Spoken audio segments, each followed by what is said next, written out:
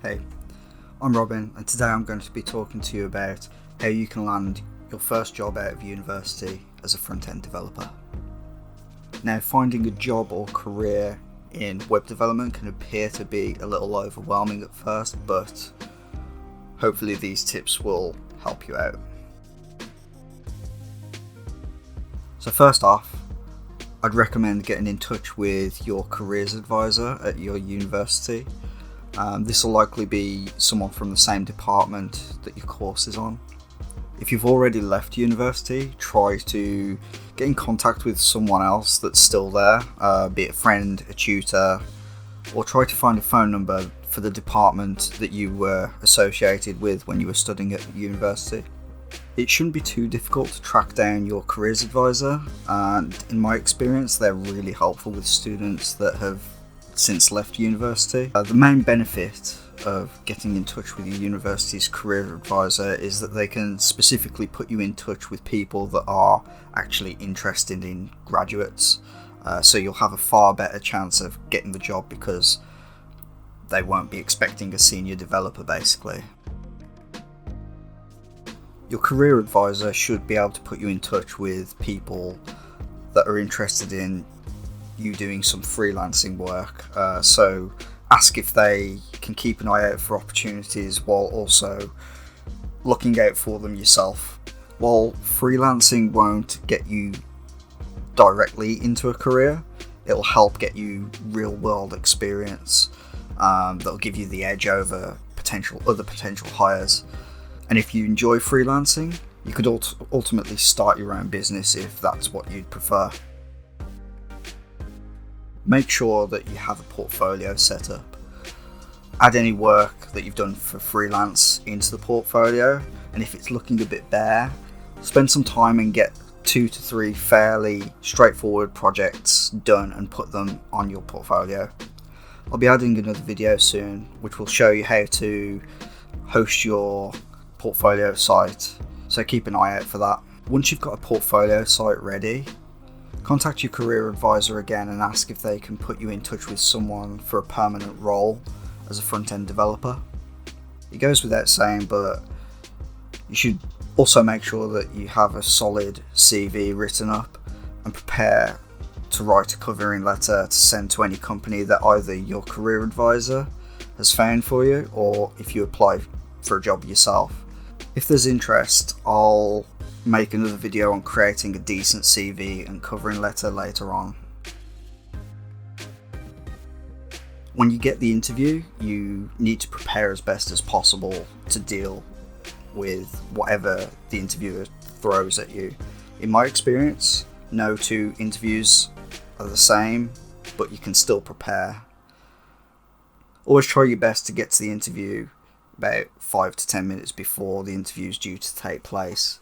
But also don't think that all is lost if you turn up to the interview a little bit late. I've had interviews before where I've turned up a little bit late due to things beyond my control, like a late train or something like that, or a train getting cancelled.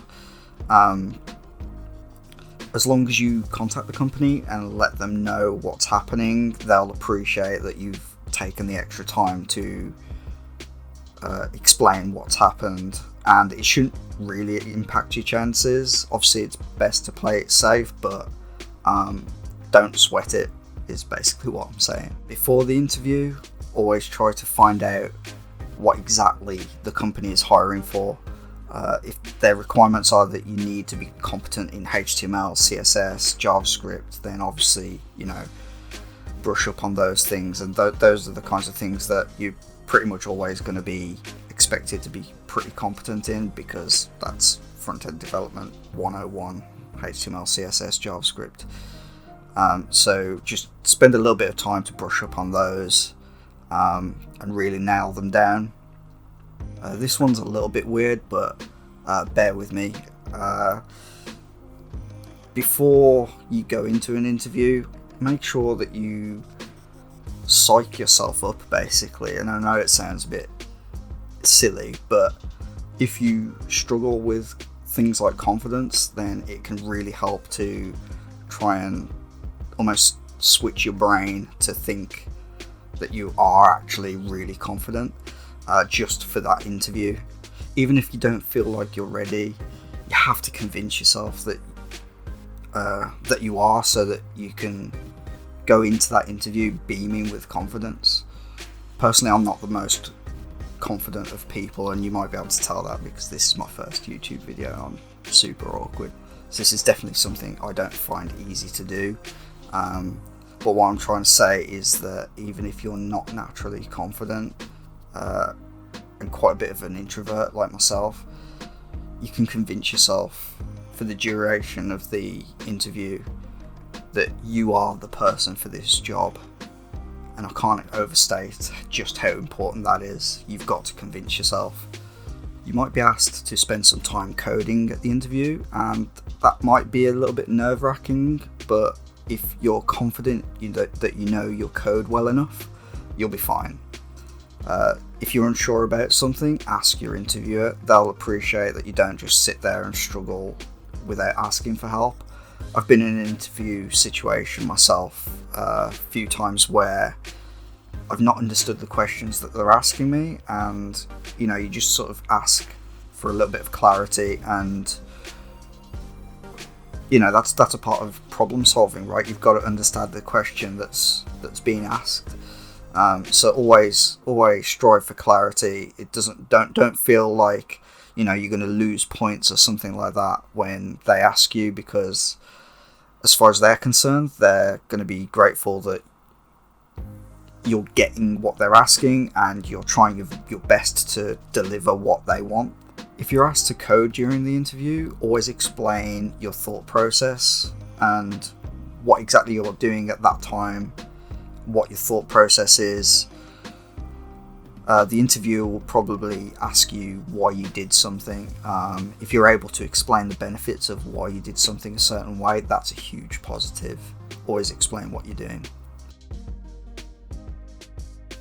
When your interview is finished, one of the things you should always do is ask when you should expect to hear back about whether you've got the job or not. At least then you can set expectations. When you come out of the interview, you'll probably feel one of three things, and that'll be you'll feel like it went really bad, you'll feel like it went really well, or you just don't know. You don't know what to expect.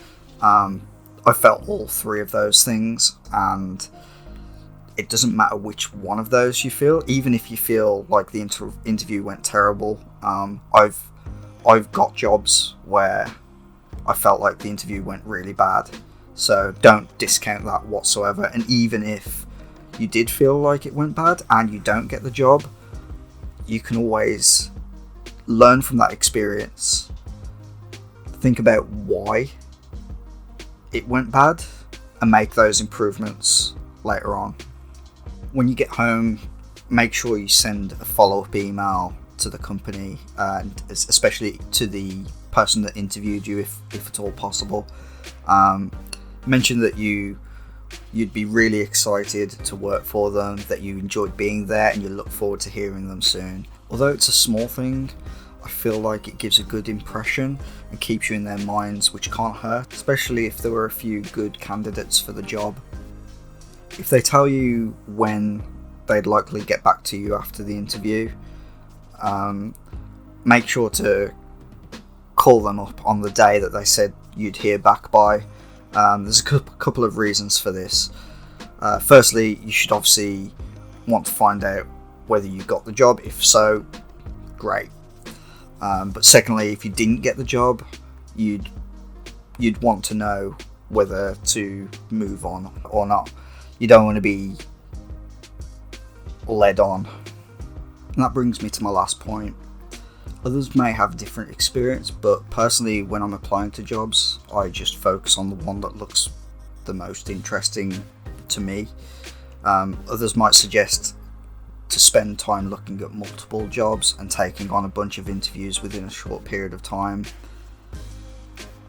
And that might be worth doing if you're in desperate need for a job, but what I find works for me is that if I focus on one job, I can tailor everything that I do and research just to that one job. And I feel like that gives me a bit of an edge at the interview.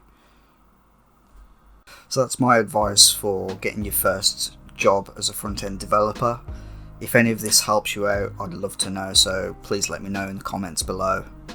This is a new YouTube channel, so my aim is to help front-end developers early on in their career. If there are any questions you have, or you'd like to see videos on anything specific, please let me know. Also, I'd really appreciate a thumbs up if you liked this video, or if you didn't, give it a thumbs down and let me know how I can improve. And by all means, subscribe if you found this useful. Thanks for sticking with me, and I'll see you in the next one.